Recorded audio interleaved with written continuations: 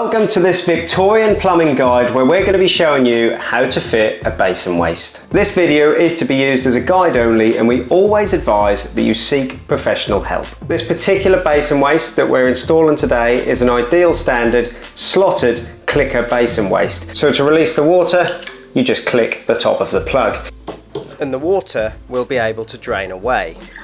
These types of basin waste are very common. Basin wastes of this type often are very similar in that they have four key components. The first component is this large retaining nut. This one goes underneath the basin. You also have this large rubber seal which is conical shaped. That also goes underneath the basin. You then have this foam washer.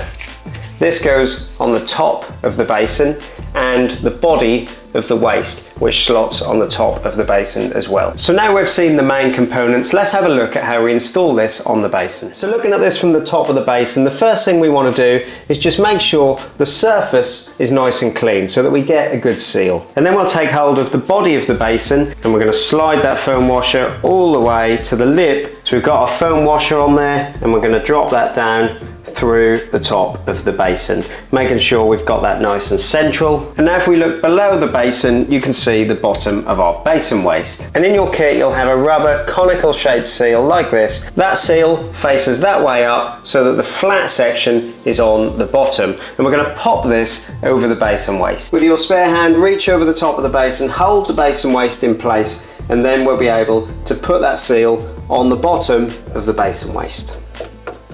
Push the seal all the way to the top of that thread where it meets the bottom of the basin. And that leaves us with the retaining nut. That also faces upwards, and we're going to tighten this up, which is going to push that black seal up into the basin. So again, hold the waist steady, and we're going to tighten this all the way up to that black seal. And you'll see that that pushes the black seal up against the basin. And once that black seal is pushed up into the basin so that it creates a seal between the basin and the body of the waist, that will create the perfect watertight seal. We can now fit our trap onto the bottom of that waist.